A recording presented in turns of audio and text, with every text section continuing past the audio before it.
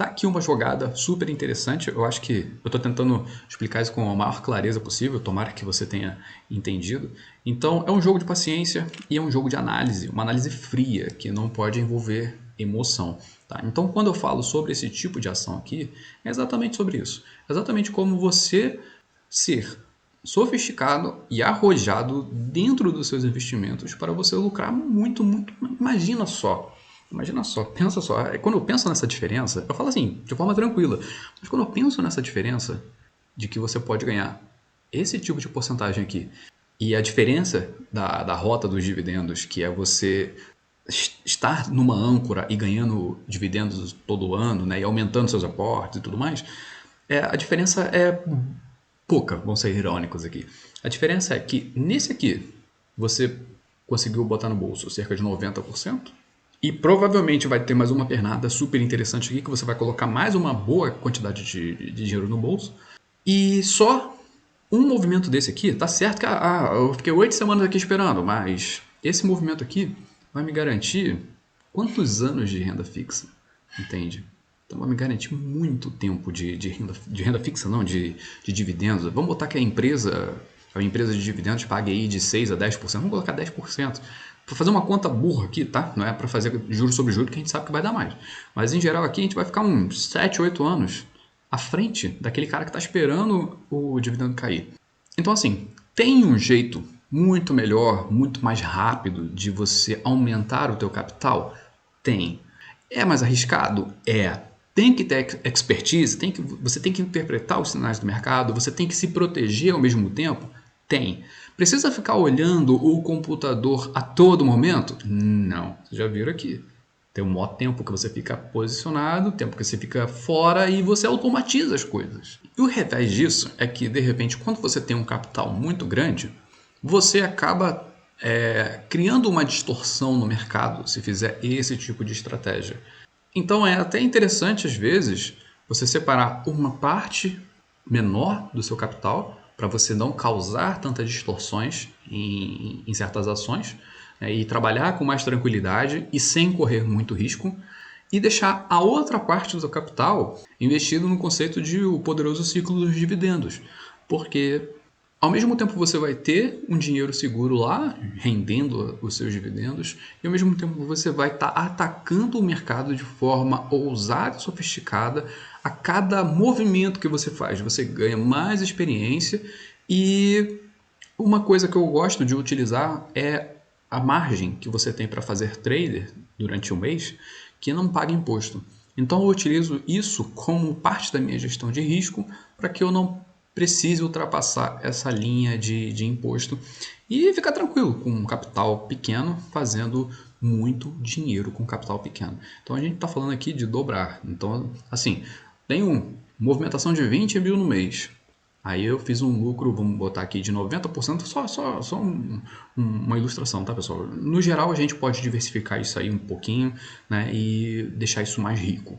Mas, em geral, a gente tem, vamos botar aqui, tem 20 mil aqui na IRB, a gente lucrou 90% da IRB, peguei praticamente aí 20 mil reais, joguei para a rota dos dividendos.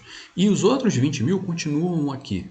Por quê? Porque eu vou procurar novas oportunidades para lucrar nesse formato. Entende? Então o que eu vou fazer ao mesmo tempo? Eu tenho um capital pequeno, gerando um grande resultado, e esse grande resultado vai sendo jogado para a âncora, vai sendo jogado para um ambiente com mais proteção, com mais robustez, né? E lá eu vou gerando renda de forma lenta, e aqui eu vou gerando renda de forma super rápida, super agressiva. Então, quando eu falo de agressividade nos investimentos, é isso aqui, ok? A mesma coisa aconteceu com a Oi. A Oi, né, queridinha de muitos, odiadas por muitos também. Então, a Oi aconteceu a mesma coisa. Quando eu falei aqui, ó, poxa, gente, é um bom momento para se posicionar, porque ela fez esse fundo positivo aqui, pô, e foi ótimo. Só que a Oi é muito mais especulativa do que a IRB, né? A Oi, ela tá com um processo judicial, aí sai do processo, entra no processo, aí é um monte de coisa, é política. Quando você vê que envolve política, mesmo dentro de empresas privadas, com os representantes dela lá, complica tudo. Então, A gente comprou ela bem embaixo aqui, né, próximo dos 15 centavos. E a mesma coisa, olha só, olha o recuo de venda que ela teve. Esse recuo aqui, gente, já cai fora. Então, olha a lucratividade que a gente conseguiu ter em Oi se não seguisse a Oi até o fundo do poço de novo, se não seguisse nessa montanha russa. Então aqui você tem pelo menos 100% de lucratividade. A expertise do investidor bom é conseguir sair do mercado nesses momentos aqui. É saber que é uma ação de risco e saber se posicionar sempre a favor da tendência e quando essa tendência virar, quando as notícias virarem, saber se proteger para não devolver todo esse dinheiro para o mercado, né? O tal lance de ficar rico e ficar pobre, ficar rico e ficar pobre, né? Então a gente precisa entender qual é esse tipo de estratégia. Então isso aqui é trade, isso aqui você não vai comprar para ficar posicionado para sempre. E eu não tinha olhado as ações da Oi aqui, mas assim, o que eu falei lá para a ação da IRB também está acontecendo mais ou menos aqui para a ação da Oi, em menor escala, mas está acontecendo. Parece, e muito mais rápido, né? Vocês estão vendo aqui, ó, é o gráfico semanal. Então, em 2 semanas a Oi subiu, 2 semanas a Oi caiu e na semana seguinte a Oi subiu de novo. Então, tá meio loucura isso aqui, né? A especulação está bem forte. Então, nessa situação aqui, a gente também tem um fundo mais alto do que o fundo anterior. Então, pode ser que a Oi ela esteja em rota de voltar a subir, pelo menos um pouquinho? Pode. Mas a Oi está muito mais envolta em especulações, em política, e isso aí dificulta um pouco uma análise técnica. A gente precisa entender também o que está acontecendo lá. E quando eu lanço aqui também questões de Bitcoin, muita gente vai olhar assim e falar, André, meu Deus, não fala isso, né? Porque eu não acho, eu não me posiciono em Bitcoin de forma a ser holder eterno. Até porque eu acho que a volatilidade ainda é muito expressiva e eu vou agir com Bitcoin exatamente como eu ajo com IRBR3 e OIBR3, percebe? A gente não pode se dedicar tanto, na verdade, na minha concepção, não posso me dedicar tanto a acreditar num ativo se esse ativo tem volatilidade de 90%, sacou?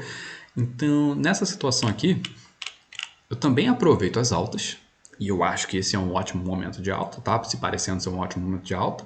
O meu posicionamento foi aqui próximo desse rompimento. E a gente fica sempre ligado, colocando uma base aqui de saída do mercado, caso esse mercado venha a virar. Isso tudo dentro do nosso gerenciamento. Beleza, pessoal? Mas eu já garanto uma coisa, questões relacionadas a criptomoedas, elas são tão boas, na verdade, até melhores do que as cripto-BRs da Bolsa de Valores, né?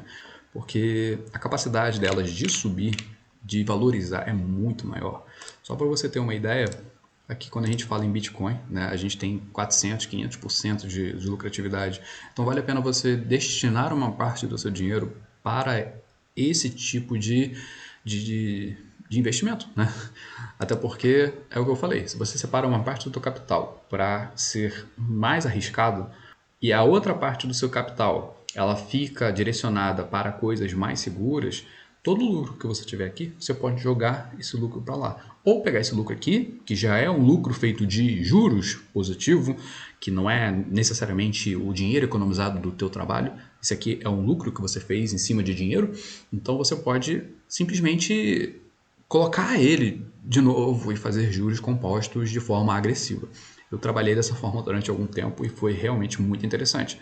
Só que também é estressante, porque chega num dado momento que você tem um volume de dinheiro alto e você começa a ficar preocupado, né? Você começa a ficar muito preocupado. E nesse mercado aqui, o emocional, olha, faz toda a diferença. Então, eu diria que por sanidade, coloque pouco dinheiro. Coloque o dinheiro que está dentro da sua gestão de risco relacionado àquele dinheiro, né? Sempre relacionado a uma partezinha daquele dinheiro que está posicionado mais seguro. Porque se o teu emocional começar a ficar abalado, provavelmente todas as suas ações dentro das análises, elas vão começar a ficar comprometidas. Então, às vezes, recuar um pouco é muito necessário para você criar melhores resultados. E uma máxima muito grande que eu tenho aqui em relação à criptomoeda é que eu analiso o Bitcoin, mas raramente eu me posiciono em Bitcoin. Ah, vai chover hater agora, né? Bitcoin é a principal moeda, né? Então, pois é. Mas eu analiso o Bitcoin e o meu foco ainda é em fazer patrimônio, ainda é em juntar mais dinheiro. Então, eu não sou muito fundamentalista. Eu entendo, eu uso isso como base, o fundamento da moeda, o fundamento da ação, eu uso isso como base, mas ainda não é minha estação de vida. A gente tem que entender qual é a sua estação de vida, qual é a sua estação de investidor. Então, não é a minha ainda. Eu preciso ainda acumular mais dinheiro. Então, eu vou continuar agindo dessa forma ousada. Bom, e traduzindo ousadia para o mercado cripto, a gente faz o seguinte, a gente analisa o Bitcoin, que é o que eu costumo fazer, analiso o Bitcoin e me posiciono em uma outra criptomoeda. Porque criptomoedas, em geral, ela tem o Bitcoin como centro. Se o Bitcoin subir, ela começa a puxar todas as outras criptomoedas. Quanto mais próximo do Bitcoin essa moeda tiver, mais rápido ela vai se movimentar junto com o Bitcoin. Então a gente tem essa cadência, né? E quando a moeda está um pouquinho mais distante do Bitcoin, ela demora a reagir em relação ao primeiro escalão de criptos. Então, isso dá chance da gente, se, por exemplo, eu duvidei desse movimento e perdi esse movimento principal, então quer dizer que eu não vou lucrar? Não, você pode aproveitar e se posicionar em moedas do segundo escalão do Bitcoin e aproveitar na hora que o Bitcoin começar a lateralizar ou perder um pouco o ímpeto de subida, essas outras criptomoedas secundárias, elas vão começar a valorizar. É como se fosse um efeito em cascata, sabe? Que a água cai na cascata de cima e depois ela derrama para debaixo, depois vai derramando para a base. Então, no mercado cripto é muito parecido. Então, se a gente souber qual é a base dele, como ele funciona, a gente consegue ter, por exemplo, insights de tipo, o momento passou, mas eu consigo tirar uma casquinha ainda em outra parte desse movimento, no segundo escalão desse movimento. Então, eu vou procurar moedas para me posicionar com relação a essa segunda onda de valorização de criptos. Por exemplo, o que eu tenho aqui, algumas das criptos que eu separei, que eu vou mostrar aqui para vocês. Mas antes a gente vai comparar a valorização do Bitcoin aqui, nessa época, que foi de aproximadamente 50%, vamos colocar aqui, né? 47,80, então a gente tem uma valorização dessa. Agora a gente vai procurar uma das moedas que eu mais gosto, que vem de longa data, né? Que é a Alice. Alice, galera, olha só.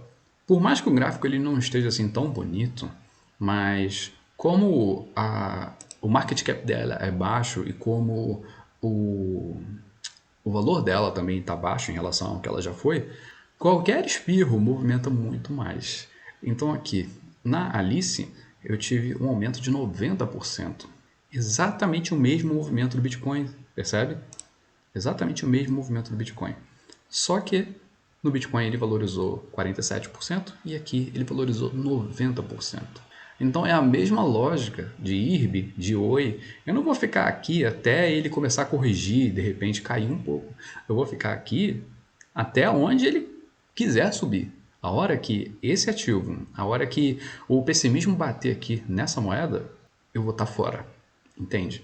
Então, essa é a técnica de aproveitar as altas, de aproveitar as valorizações e ficar imune às épocas de queda. Isso aqui, com certeza, vai fazer com que parte do seu dinheiro, essa parte da gestão de risco, seja muito bem remunerada e isso vai contribuir para que a sua parte mais segura de todo o seu investimento, de todo o seu patrimônio, seja aumentado de forma exponencialmente, porque esse tipo de valorização aqui são quase 10 anos da valorização daquelas tuas ações seguras, que pagam seus dividendozinhos devagar e sempre, né? Do time Tartaruguinha. E desse time aqui, o time da Lebre, é a galera que consegue fazer aí, muito dinheiro em pouquíssimo tempo. Em pouquíssimo tempo eu vou dizer o seguinte, eu arrisco a dizer aqui para vocês, tá? Que em criptomoeda, pegando essas ações aqui da Oi, você consegue fazer pelo menos assim, só pegando os movimentos super claros, você deve conseguir fazer uns 3 movimentos desse no ano. Vamos colocar assim, tá? Eu não sou tão experiente, eu só quero pegar movimentos super claros, eu não quero me arriscar além do que eu deveria, então eu quero enxergar e falar assim, esse aqui, estou convicto de que a possibilidade é muito boa. Então, pelo menos uns 3 movimentos desse no ano. Vale a pena, André? Vale. Pô, tu vai ficar um ano inteiro para 3 movimentos? Sim, mas um ano em 3 movimentos vai te dar aí, ó, 200% de lucro. 200% de lucro vai demorar mais de 10 anos para ter com as ações normais ou com a renda fixa. Com a renda fixa, imagina. Mesmo ela pagando 13% por mês, por ano, né? Por ano, você aqui, numa tacada, você consegue 90%. E isso tanto, esse aqui eu estou mostrando, isso tanto aqui na criptomoeda quanto na bolsa de valores. O que vai definir se você consegue fazer, na verdade, se você consegue enxergar isso aqui e consegue executar isso aqui, é a tua mente. É o treino que você vai dar, a tua percepção. Então, se você consegue direcionar sua mente para esse tipo de visualização aqui, você aos poucos começa a entrar nessa onda, nessa vibe, nesse fluxo de lucratividade.